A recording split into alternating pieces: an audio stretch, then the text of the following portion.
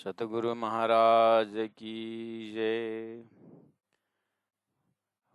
परमादरणीय सुंदर साथ जी, सनंद ग्रंथ प्रकरण 26, सनंद दोजख की।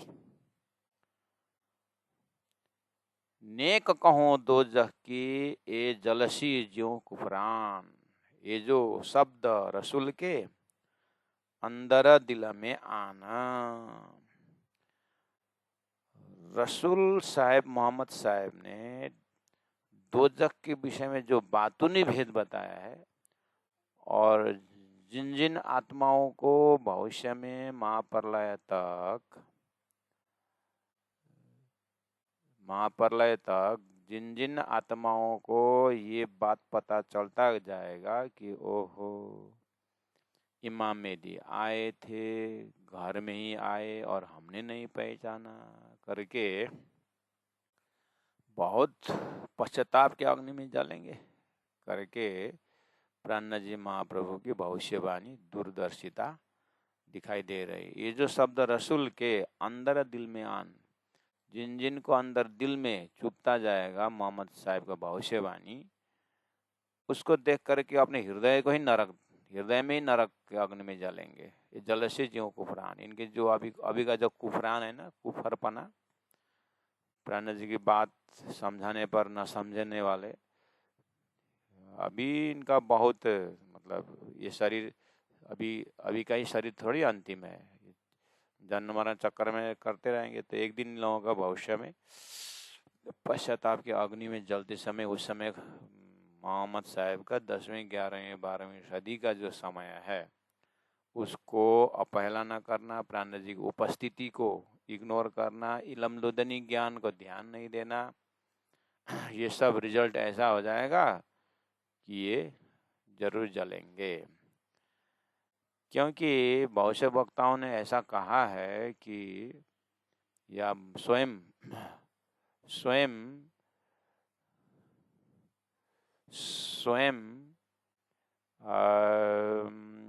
मोहम्मद साहब ने कहा है। क्या कहा कि 10वीं 11वीं में जब मार्फती दर्जा लेकर के स्वयं खुद आएंगे ना परमात्मा, कुफर 14 तबक्का इन शब्दों होशी नाश। वास्तव में कुफरपना कहाँ शुरू होता है पता है? जब नारायण को पता चल गया कि अपने आप को जानना चाहा, न जानने पर असत सा माना। जब उन्होंने अपने आप को जानना चाहा, न जानने पर अब आगे के तो बात दरवाजा बंद है, तो अब मैं ही ब्रह्म हूँ, मैं ही पैसा हूँ करके नहीं बोलना चाहिए था। फिर भी उन्होंने बताया कि परम ब्रह्म हम नहीं जानते, तो कहा, लेकिन स्पष्ट रूप से उनको एक एक को बताना चाहिए था ना कि मुझे नहीं मिला और करके बोलना चाहिए स्पष्ट। निराकार ब्रह्म करके क्यों ठोक दिए सबके अंदर में? तो कुफरान तो यहीं से शुरू हुआ है। तो वो खाना जो जैसे 24 नंबर 2 में जिन्हें किए घात विश्वासघात किए बोले ना, विश्वासघात वहाँ शुरू में हुआ है। जिन जिन को ब्रह्म का साक्षात स्वरूप नहीं मिला तो निराकार करके उन्होंने अपने नोटबुक में नहीं लिखना चाहिए था ना, ब्रह्म निराकार है करके लड़ के उन्होंने सिद्ध किए। तो बेचारा आम जनता क्या करेंगे? इसीलिए 28वां कलयुग का बुद्ध अवतार जब आएंगे ना, वो तो अक्षर की जागृत बुद्धि के अवतार के विषय में तो उन्होंने देखा था संकेत। तो जागृत बुद्धि शुद्ध साकार सिद्धांत दे करके सृष्टि का आद्योपांत बात बताने वाले तो वो तो देख रहे थे ना। जबकि व्यास जी बोल रहे हैं यत पूजा प्रभावे नहीं व जीव सृष्टि उदाहरणम, और ये पुरुष आ रहे हैं और महेश्वर तंत्र में स्वयं महादेव जी बोलते हैं पार्वती को, इंद्रा नाम से देवी भविष्यंती कलयुगे, सबका पाप को नाश करने वाले आ रहे हैं करके बोले। तो गलत नहीं दिखाना चाहिए था ना, स्पष्ट बोल देना चाहिए था कि संसाधन लोग की बातें हम पूछो, लेकिन परब्रह्म की बात जो है वो बताने वाले आ रहे हैं करके ऐसा बता देना चाहिए था। यहीं कहीं विश्वासघात हुआ है। उसके बाद विद्वानों ने और ठोक ठोक करके स्वयं, अब कोई जैसे मोहम्मद के बाद में जो भी धारा प्रचारक हुए, मुल्ला जो लोहे हम ही इमाम है, हम ही अहमद है करके ऐसे ऐसे अच्छे टाइटल है करके उन्होंने ले लिया। टाइटल अच्छा ले लिया, यथा नाम तथा गुण भी होना चाहिए। जैसे दो तर घोड़े में आएंगे तो सफ़ेद घोड़ा में चढ़, अभी भी लोग सफ़ेद घोड़ा में चढ़ के दौड़ रहे हैं, काम न दाम, हम कल की अवतार हैं करके बोल रहे हैं। तो कल के अवतार का लक्षण क्या है, ज्ञान क्या है, ब्रह्मा विष्णु त्रिगुण को भी उतारे पा रहे हैं ऐसा है, और त्रिगुण की भक्ति कर रहे हैं, त्रिगुण को ही पार नहीं पा रहे हैं और बोल रहे हैं हम कल की अवतार। तो विश्वासघात तो यही हुई है, शुरू में हुए है। अब्रह्म को ब्रह्म करके पूजाना, यही विश्वासघात हुआ है। त्रिदेव तो और उत्पात मचाते हैं,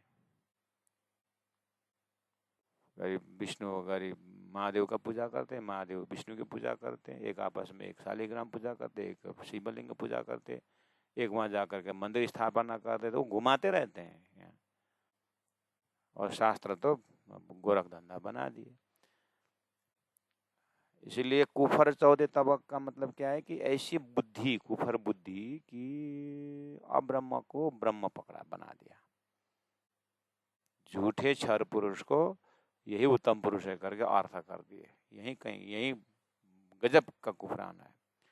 तो अब बोले कि इन शब्दों होशी नाश, मोहम्मद साहब ने बोला 11वीं सदी में, 10वीं 11वीं सदी में जो ब्रह्म आ रहे हैं, खुदा आ रहे हैं, उनके शब्दों से ये सब नाश हो जाता है। क्या नाश हो जाता है, अब ब्रह्म को ब्रह्म मानने वाले जो बुद्धि नाश हो जाती है, वो जागृत बुद्धि का अवतार है करके मोहम्मद ने कही हुई बात को उनको सीरियसली सोचना चाहिए था ना कि ये समय में क्या है। तो प्राणा जी ने तो अपने तरफ से पूरा ललकारा, 12 मोमिन भेजा और 5 काजियों को समझाया, स्वयं औरंगजेब को समझाया, उस समय के कलयुग का अवतार ही होकर के काम कर रहा था ना।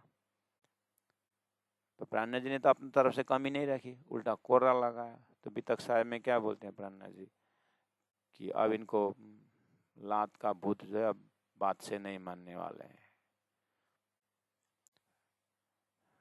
तो इन शब्दों होशी नाश, ये मोमिन शब्द और जो अंतिम जमाने के खाबिंद महामती प्राणा जी का तारतम का शब्द ऐसे ताकत रहेगा कि 14 लोग का ब्रह्म को ब्रह्म मान करके ब्रह्म में रखने वाले उसको जला देंगे, ऐसा था।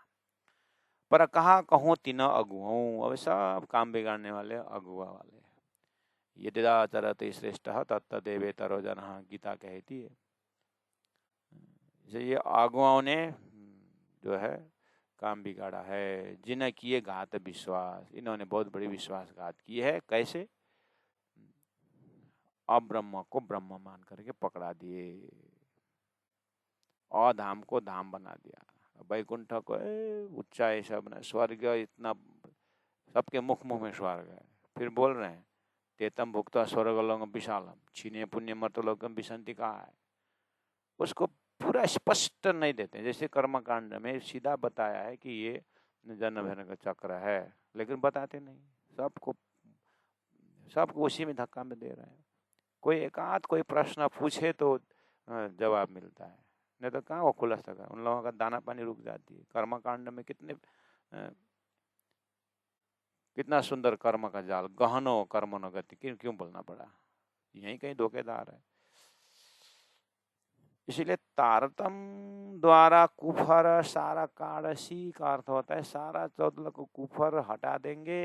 11वीं सदी में आने वाला इमाम मेहदी, ये सनंद होने के कारण बार बार इमाम मेहदी, रुअल्ला और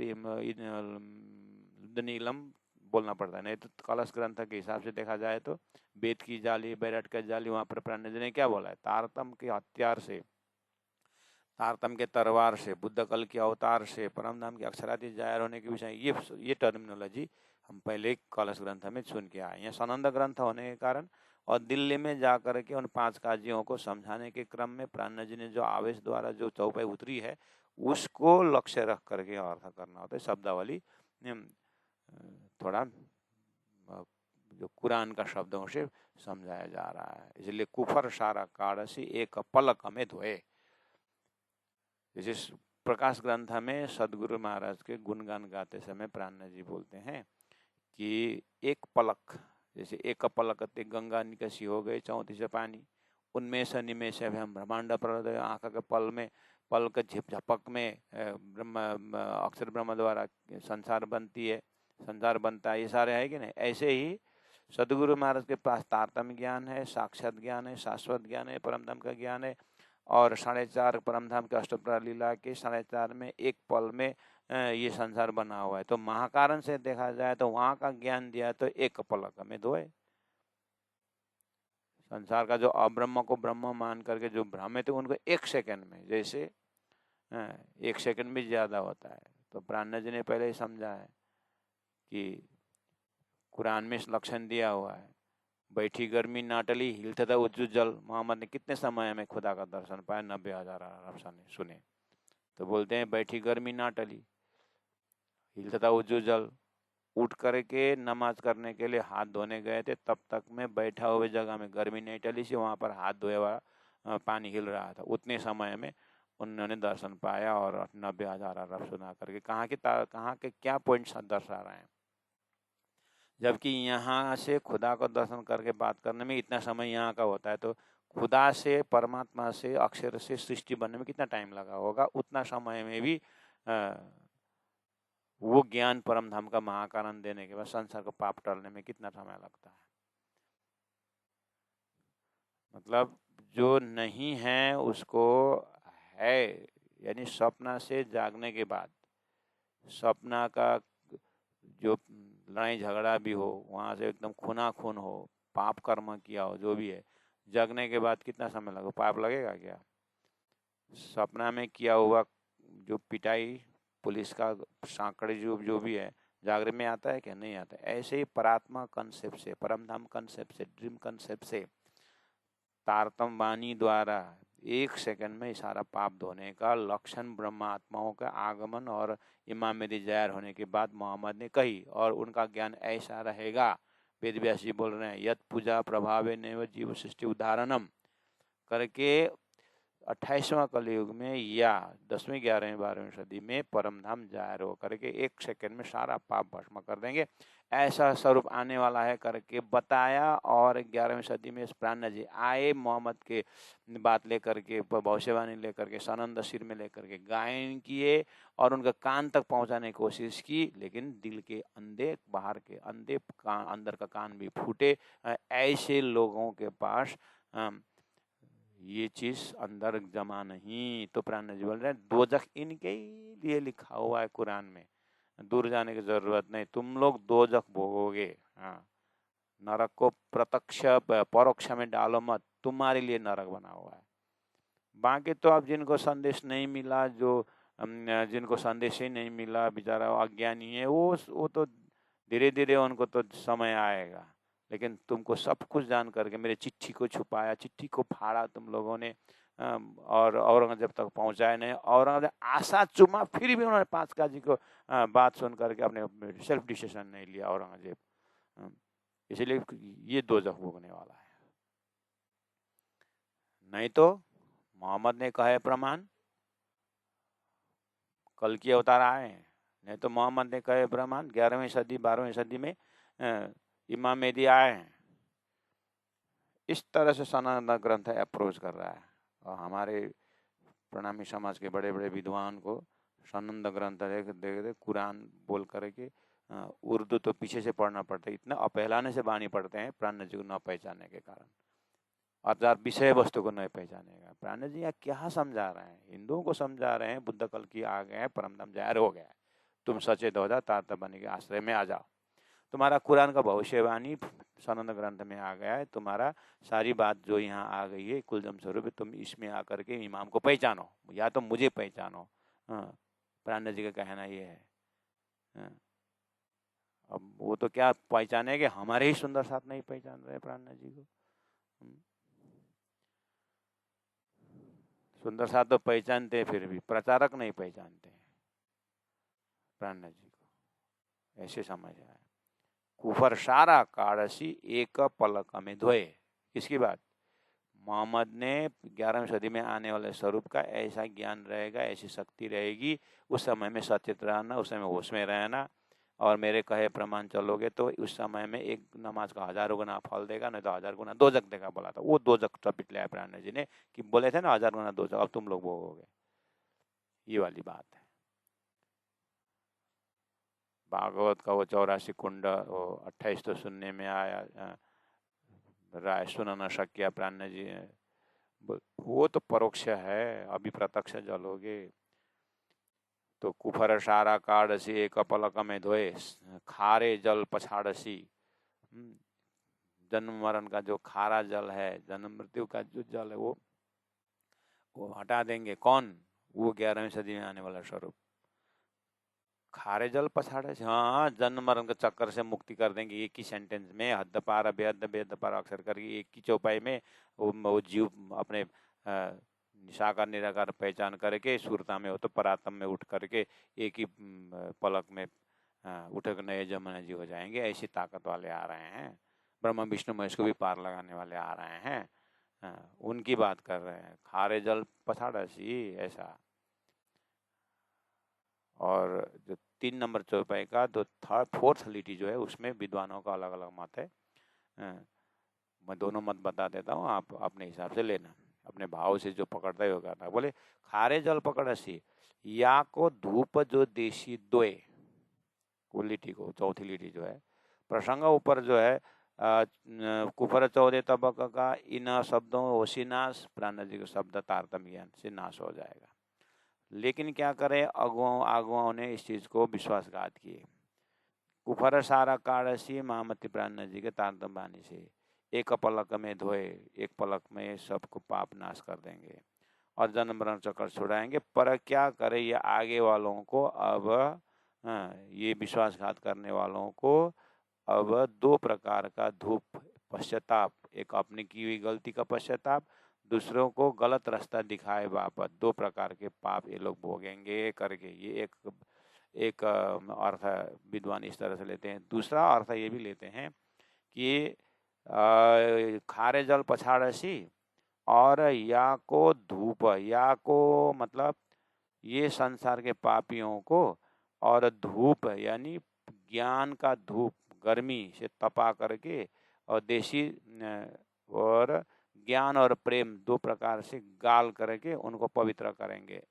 इस तरह से भी अर्थ करते हैं। दोनों अर्थ में कोई गुनाह लगने वाला ऐसी बात नहीं है, लेकिन अपने भाव से जो एक सरल लगता है वो लें। लेकिन या कि दोजक अग्नि जले, इसलिए जब 2 शब्द टकराता है, मतलब वहाँ पर आमने सामने होता है, तो मुख्य गौण लेना पड़ता है। तो मुख्य और गौण दोनों अर्थ सही है, लेकिन मुख्य क्या है, जैसे दूसरा बता रहा हूँ, यही दोजक अग्नि जले और जले दूनी के दम। यही दोजक में जलेंगे। कौन सा? इमाम मेहदी का न पहचानने को पाप। न पहचानने में मतलब अज्ञान से नहीं पहचाने ऐसी बात नहीं, अहंकार के कारण नहीं पहचाने, वो वाली बात है। अज्ञान के कारण नहीं पहचानना तो माफी की बात है, चांसेस है। लेकिन पहचान के अपने अहंकार के कारण, अजाजिल ने वो अपने हाथ से बनाया हुआ मिट्टी जो मूर्ति था उसको स्वयं ने बनाया हुआ मैं क्यों प्रणाम करूं, मैं क्यों सेजदा करूं करके, ये अहंकार के कारण उसको बिस्तर से निकालना पड़ा, अहंकार के कारण। ऐसे ही ये प्राणा जी के जमाने के जो मुसलमान हैं, प्राणा जी ने सारा परिचय देने के बाद भी नहीं पहचान रहे हैं। इसमें खाली पुराण को नहीं पहचानने, कुरान द्वारा प्राणा जी को न पहचानने वाले की बात नहीं है। भविष्यवाणियों द्वारा महामती प्राणा जी को वेद कहते, वेद और उपनिषद हिंद गीता से नहीं पहचानने वाले भी वही नरक में, वही दोजख में जाएंगे। शेखिदर ने राजा को क्या बोला, हैफत है राजा, तुमको ऐसा पहलवान रही था, पहचानने वाला तो उस तरह से पहचाने ना। राजा ने नहीं पहचाने, हिंदू राजा ने भी कहाँ पहचाना।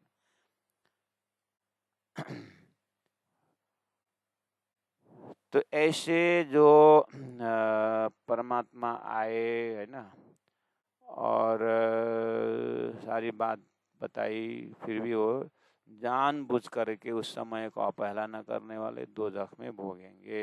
ऐसा तो यही दोजख अग्नि जले, यही पश्चाताप रूपी अग्नि के दोजख में जलेंगे।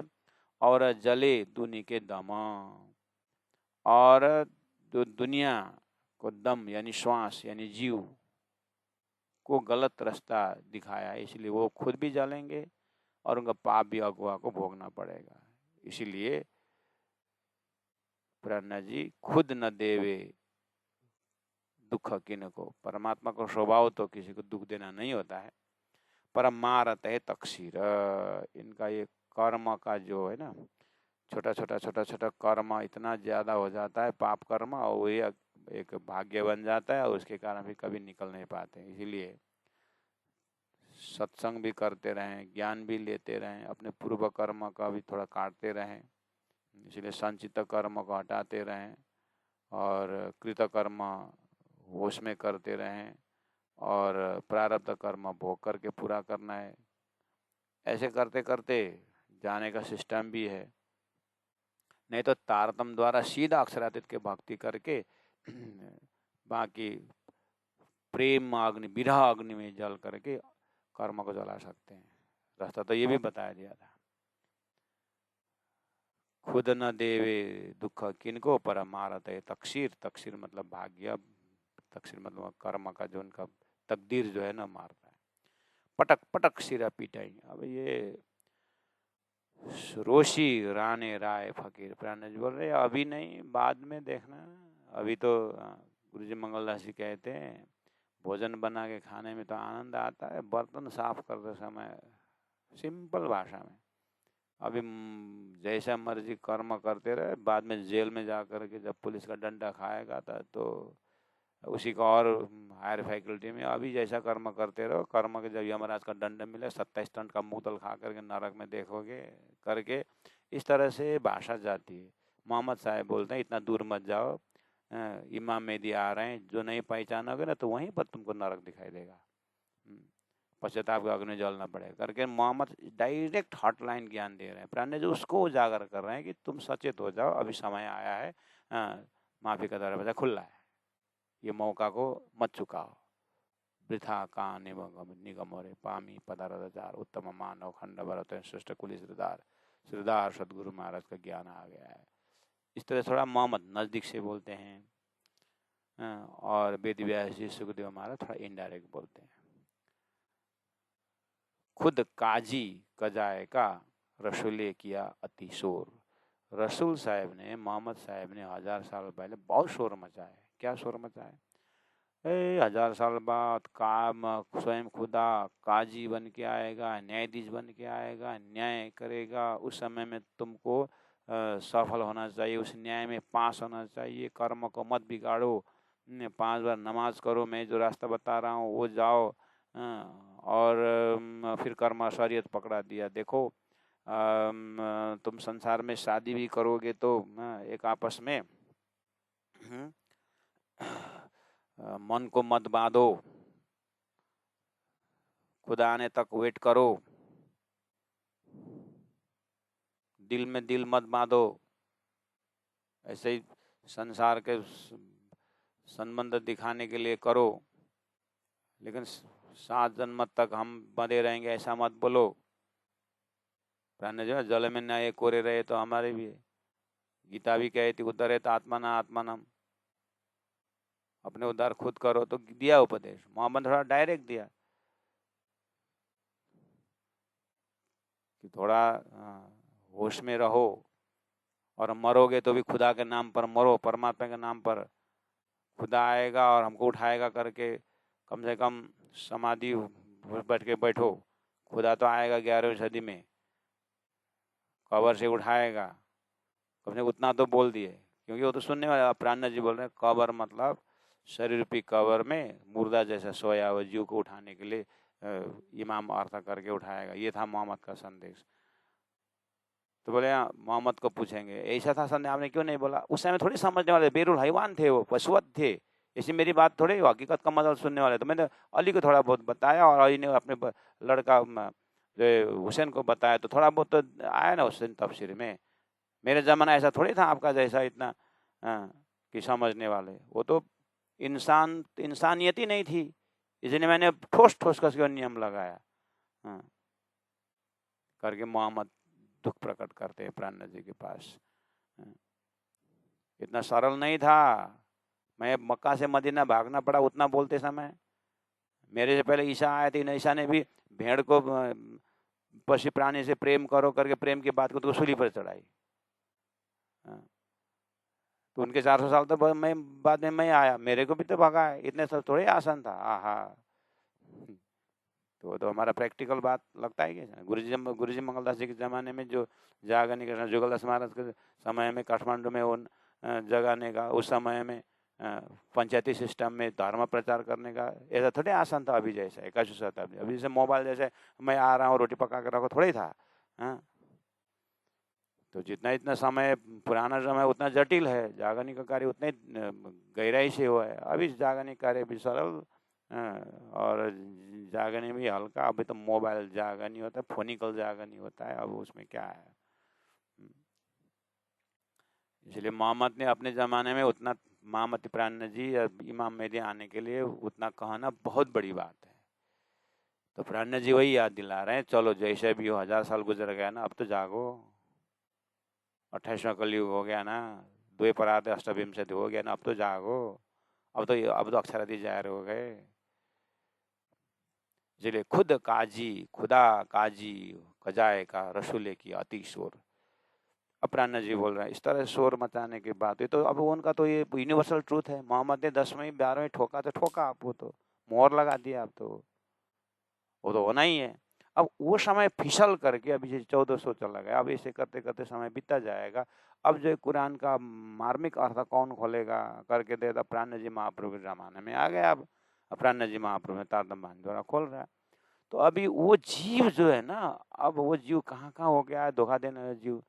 अब इनको ये सुन करके अति कष्ट होगा। सो शोर याद जो आ वहीं, मोहम्मद साहब का जो शोर, वो आवाज कि इमाम मेहदी आकर के हम चूक गए। जैसे जैसे वो औरंगजेब ने लिखा थे, चिट्ठी लिखी थी ना, उसमें औरंगजेब ने चिट्ठी लिखी अपने भतीज को कि आपको देखना हो तो उसमें आप देख सकते हैं कि औरंगजेब ने अपने पुत्र के नाम पर अंतिम पत्र लिखा था। मेरे मालिक मेरे घर आए, लेकिन मेरी अंधी आंखें ने उन्हें पहचाना नहीं, अपनी चिट्ठी में लिखी हुई है। और मेरा मूल्यवान जीवन व्यर्थ हो गया।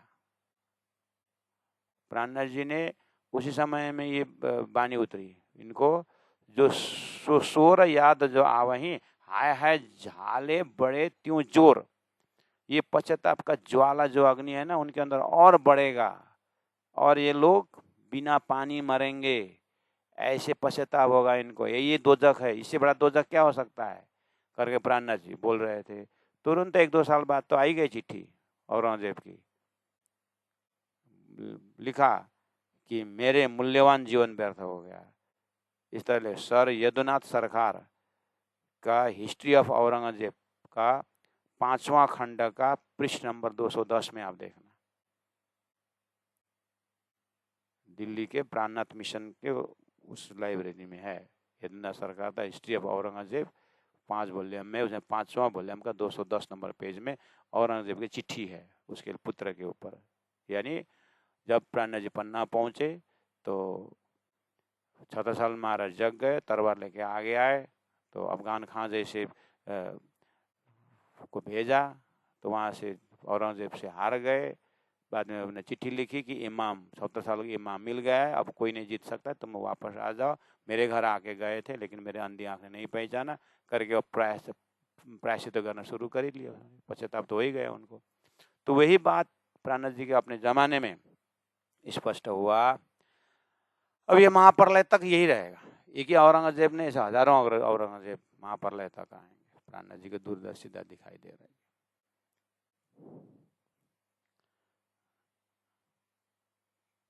तो उसी कैटेगरी में हम उतना तो है भी पापी तो नहीं होंगे, फिर भी हमारे दर्जा को पापी तो हम भी होंगे। तारतम्बानी पढ़ते हैं, पूजा करते हैं, यही खाना यही पीना करके बोलते हैं, मानते कुछ नहीं। तो हमें को भी पश्चाताप तो होना ही पड़ेगा। गुरु जी को जमाना को देख करके हमें अभी इसी लाइफ में पश्चाताप होता है। गुरु जी कितना, अभी थोड़ा सा मंगल सूक्ति से याद करते हैं, गुरु जी के ज़माना को याद करते हैं। लोग आते थे इतना रोते धोते वो साष्टांग करते थे। कितने ईसाई लोग आते थे, गुम्पा का लामा लोग आते थे, प्राण जी का दर्शन कर, गुरु जी का दर्शन करके जाते थे, बात तो करते थे। कितना दिव्य पुरुष बोलते, हमको पता ही नहीं, बस लड्डू पेड़ा में गया अपना जिंदगी, और फायदा उठा लिया। अब ऐसे दिव्य पुरुष, ऐसे परमहंस पुरुष अभी भी हैं यात्रा तत्रा, लेकिन हमें अंधी आँख खुलती नहीं है। अब खुलेगी तो लास्ट मरने ना खुल के गया। इसीलिए जितने जल्दी जागो उतने जल्दी फायदा क्यों बोल रहे हैं। तो ये दो जग का अग्नि खाली सनंद ग्रंथ में यही कुरान के प्रसंग लेकर के नहीं, हम अपने प्रसंग में भी देखना होगा। पश्चाताप तो हर किसी को, ये संसार जीत के जाने की जगह ही नहीं, हार के जाना तो जल्दी हार जाए, जीत के तो कोई जाएगा ही नहीं, यहाँ से हार के जाना पड़ेगा। इसलिए जल्दी जल्दी धनी के शरण में आ जाए, और अबे पहला मोजल नहीं कहूँ बात तेता दुख रूपी दिन रात। मैं त्रना जुदा किताब हरी हुई पच्छे का तो मतलब मारी हरी प्राण जी। ये किसके लिए बोल रहे हैं प्राण जी? राजी महाराज जी इंद्रावती का माध्यम बना करके अपने लिए, हम तो लेकिन जीत के जाने। मार्कंडे ऋषि से भी हम बड़े हो गए अब तो। ओ भगवान तिम्रो माया हम क्या बिगाड़ेगा करके भगवान से टक्कर लेने वाले हैं मार्कंडे ऋषि। आम ऋषि हो, सप्त ऋषि सब हमारे अंदर ही है। इसलिए सो सोर याद जो आवहीं आया है, झाले ज्वाला बड़े त्यों जोर, पश्चाताप का अग्नि और जलता जाएगा। ऐसा बोल रहे हैं महाप्रलय तक प्राण जी, वो समय को देखते। अब देखिए स्वरूप तो चला, अभी तो प्राण जी का जो पंचभौतिक शरीर तो नहीं रहा, लेकिन चरण छेद तो आवश्य से पाथल साथ माटे वाणी कही, तो वाणी तो है। तो वाणी से हम राज्य को साक्षात्कार करके निकलने का मौका तो अभी भी है, लेकिन खोल वाणी प्राण ना बोलते हैं प्राण जी। हमने वाणी तो खोला ही नहीं, वाणी को नजदीक जाना ही नहीं है। ऐसा भी तो कितने सुंदर साथ है, कितने सुंदर साथ सबके लिए नहीं बोल रहे हैं, हम अपने लिए बोल रहे हैं कि वाणी को खोल के उसके ऊपर डूबना, मनन करना, ये तो अपने समय तो लगाना चाहिए ना।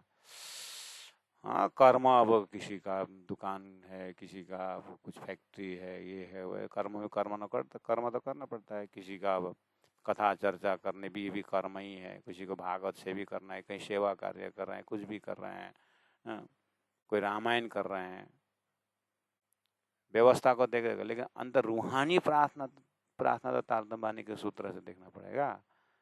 इसलिए जलसी खुद देखे पीछे, प्राण जी बोल रहे हैं।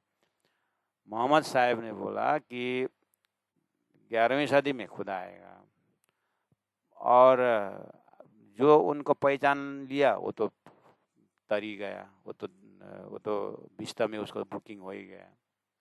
लेकिन जो न पहचानने वाले 10 प्रकार का दोजख भोगेगा, ठीक है। और आगे क्या होगा, बाद में जाकर इसको खुदा का पहचान, अरे आए थे जलसी खुद देखे पीछे, बाद में खुदा आकर के गए और उनका ज्ञान को देख करके बाद में जलसी। ऐसा बड़ा खसम, ऐसे महान पुरुष इमाम मेहदी कलमा रसूल का सुन के, रसूल मोहम्मद का कलमा, मेरा कलमा सुन करके हाय हाय पकड़े नहीं कदम, फिर भी कदम पकड़े नहीं करके बोलेंगे। जो 11वीं सदी में आएंगे ना, वो याद दिलाएंगे। तो प्राण जी महाप्रभु वही काम किए, वही बता रहे हैं कि इस तरह से दोजख का भय दिखाया है, लेकिन दोजख का भय वो परोक्ष नहीं है, अभी प्रत्यक्ष। प्रत्यक्ष में ये दोजख आए हाय पकड़े नहीं कदम। तो एक तो प्रमाण मिल ही गया ना। औरंगजेब क्या बोल रहा है, मैंने इमाम मेरे घर आए और मैंने कदम नहीं पकड़ा। ये हालत महाप्रलय तक चलने वाला है। इसीलिए जल्दी जागो। इस तरह से ज्यों ज्यों दुल्हा देखसी त्यों त्यों उपजे दुख, ऐसे मौले महबूब सो हाय हाय हुए नहीं सनमुख करके तब तड़पेंगे करके बोल रहे हैं। ये दोजख है। ज्यों ज्यों दुल्हा देखसी मतलब एक दिन तो बुढ़ापा आएगा ना, एक दिन तो ज्ञान का बुढ़ापन आएगा ना। ज्ञान वृद्ध भयो वृद्ध, ज्ञान वृद्ध बोलते हैं ना। तो महाप्रलय के अंतिम क्षण में भले क्यों ना हो, एक दिन तो दुल्हा का मुख देखना ही पड़ेगा ना।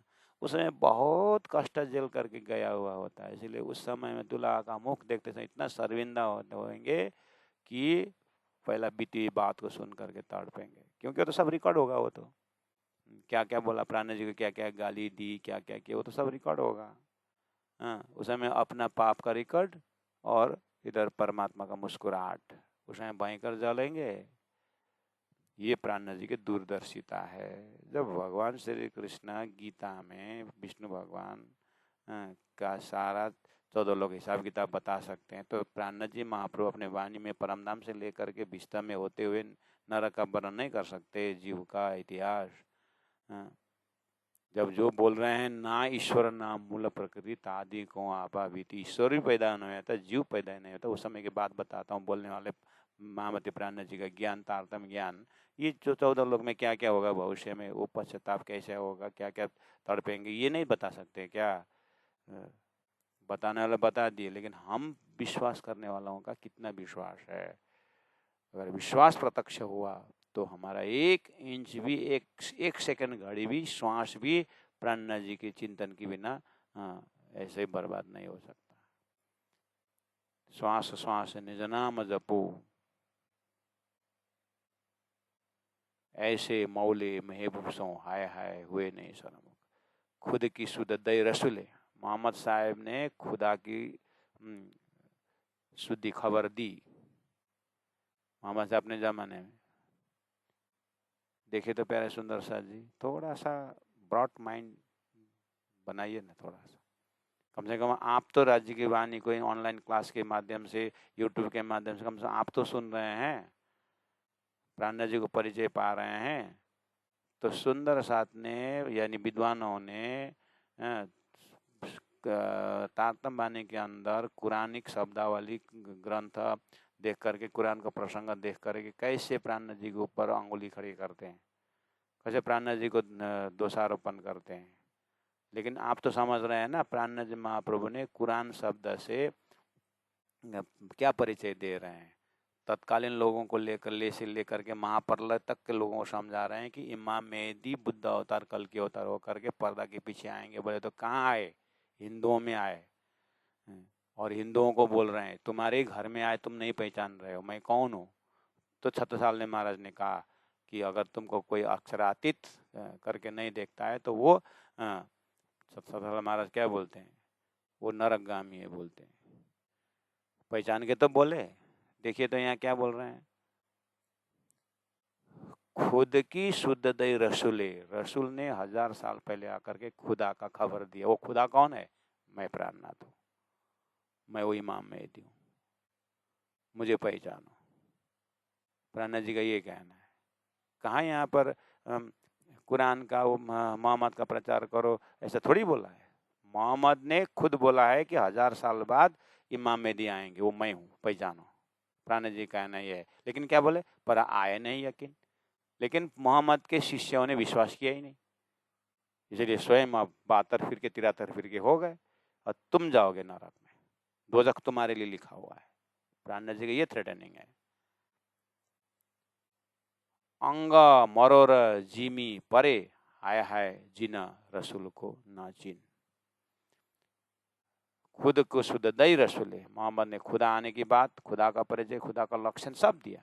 यानी मेरा लक्षण, मेरे इमाम, मेरे इलम लुदनी, मेरे तारतम को सब लक्षण दिया था अपनी भाषा में। पर आए नहीं यकीन, विश्वास किए नहीं। और अंग मरोर जिमी पर, अंग को घुमा घुमा करके जिमी, जमीन में ही दफने धरे, यानी शरीयत में ही लटके रहे, कर्मकांड में लटके रहे, सिर उठा के देखा नहीं, सुअर के बुद्धि। हाय हाय जिन रसूल को न चीना, न अपने जमाने के रसूल को चीने, न रसूल ने क्या हो भविष्यवाणी, भविष्य में आने वाले 1000 साल बाद आने इमाम मेहदी को ही चीने। ये लोग नरक इसी का है, इनके बुद्धि में नरक बैठा हुआ है। एता मासुक पुकारिया, मासुक परमात्मा खुदा मोहम्मद के माध्यम से अपने खुद को आने का मार्फती लेके आने वाला स्वरूप इमाम मेहदी के विषय में मासुक ने इतना फुरमाया, इतना पुकारा, पर तो भी न छुटिया फंद। फिर भी इन लोगों का जो एक माया का फंद जो है, अहंकार का फंद जो है, वो छूटा नहीं। तो क्या किया जाए। दंत बीच जुआ काट ही, हाय हाय हुए बड़े अंध। अंध दांत के अंदर जीवा काटने का मतलब इस तरह से लोग काल के कांट दांत में चिपक करके मर जाएंगे लोग। इतना पश्चाताप भोगना पड़ेगा इनको, यही दोजख होगा। हाय हाय हुए बड़े अंध, बहुत अंधे हो गए। जाए जाए शमशेर ले वहीं, अब कीजिए आप घात, दिल दे कबहू ना सुनी। हाय हाय पैगंबर की बात। पैगंबर मोहम्मद ने 1000 साल बाद आएंगे, 11वीं सदी में आएंगे, बार बार चिल्लाए, लेकिन सुनना कुछ नहीं है। कुरान एक तरफ लिए तलवार शमशेर, और अली और उस समय का याकूब, क्या क्या कौन कौन उनके प्रिय शिष्य एकदम आपस में लड़ाई शुरू। जब से मोहम्मद ने शरीर छोड़ा तब से तलवार शुरू, आज तक तलवार की बात करते। गया कुरान एक तरफ, भविष्यवाणी तो बात ही छोड़ो। ये जो अनसुनी जो क्या ना, यही दोजख है, यही नरक है इनका। बोले जाए जाए शमशेर ले वहीं, तलवार लेकर के अब कीजिए आप घात, अपने नाम और हम ही खुदा, हम ही मुसलमान है करके अपने तो लड़ते लड़ते फिर गैर मुसलमान को तो, यहूदियों को तो उठा के पटक देना, ऐसी सारी बात। इसीलिए तो जगह जगह प्राण जी ने क्ल्यू दिया हुआ है, तुम तो यहूदियों को तो बस, गैर मुसलमानों को तो गिनते हो नहीं ना। तुमको याद है मोहम्मद शरीर छोड़ते समय एक उन्होंने जामा सामने वाला भेड़ीवाल को देने को बोला था। तुम्हारा किसी को भी उन्होंने जामा तुम मुसलमानों को देने को नहीं बोला। एक भेड़ीवाल सामने में आएगा, उसको जामा देना बोला था मोहम्मद ने, अपने वस्त्र। तो वो कौन था वो जामा पहनने वाला? दूसरे यार बाबा कहाँ गए करके पूछा, बाबा तो चले गए। तो बाबा ने कुछ बोला, ये जामा देने को बोला, बाबा जामा दे के चले गए, वो भेड़ीवाल चला गया, वो यहूदी था। याद है तुमको? लक्षण समझते हो? बस ये लक्षण है कि तुम्हारे खिलके में नहीं आएंगे, मतलब इमाम मेहदी मुसलमान में नहीं आने वाले थे, वो हिंदू में आने वाला था, पर्दा के पीछे था, बिहाइंड द क्लाउड वो था।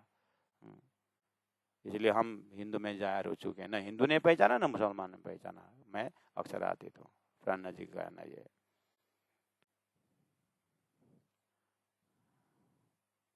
जाए जाए शमशेर ले वहीं, अब कीजिए आप घात, दिल दे कबू ना सुनी। न तत्कालीन समय में सुने, न अभी सुन रहे हो। 5 काजियों, हमने 12 मोमिन को भेजा, सिर में मोहम्मद कुरान लेके, ये सनंद लेके गए, कितने सुनाए तुमको? सुने?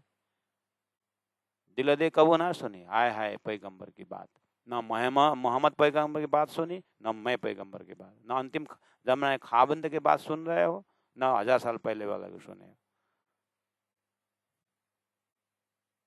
और हिंदुओं का भी ये हालत है, उनको तो सनंद कुरान, सनंद और उधर कलश ग्रंथ में बता दिया है, बाद में भी बताते रहेंगे। कम से कम अभी प्रसंग चल रहा है दिल्ली का मजल में, देखो मुसलमानों, ले ले छुरी पेट डारही, यकीन न आया अंग।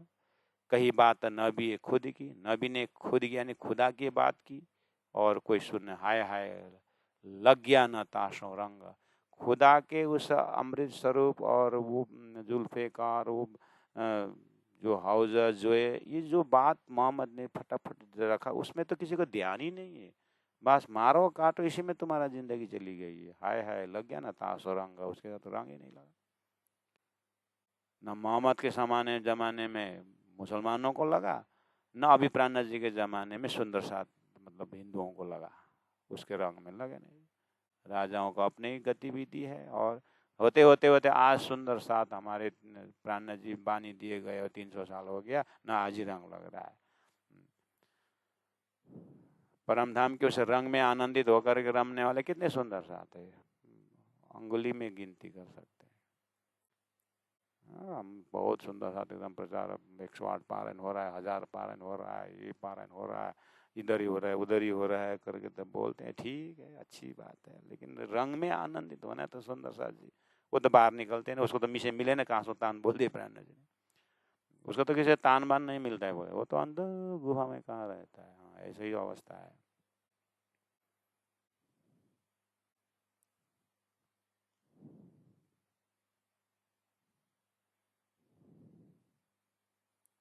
बात न सुनी रसूल की, रसूल की बात सुनी नहीं, तिन्हें सीखा लग गया कान, कान में तो सीखा मतलब वो लाल लाल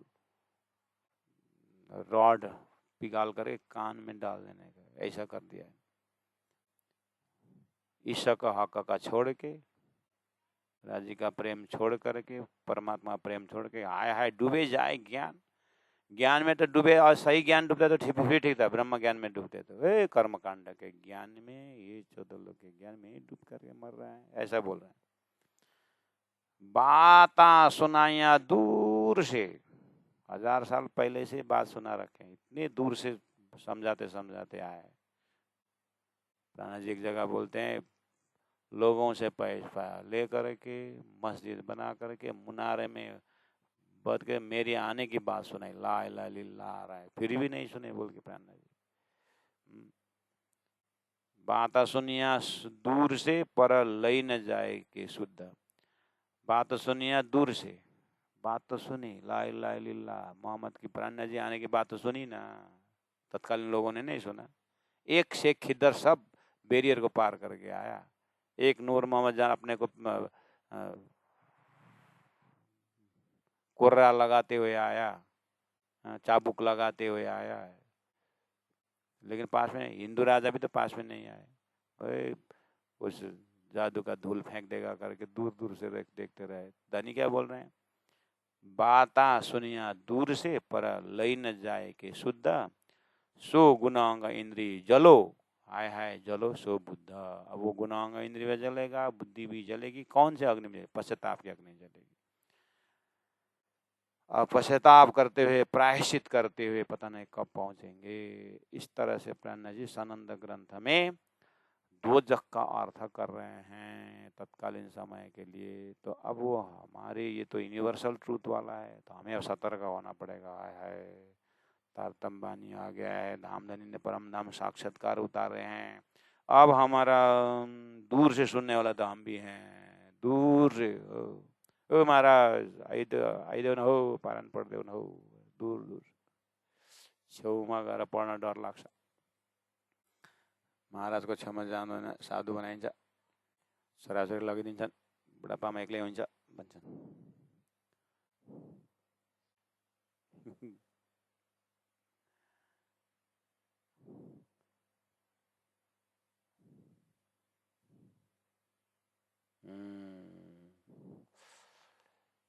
बात सुनिया दूर से, बात सुनिया दूर से, पर लई न जाए के सुध,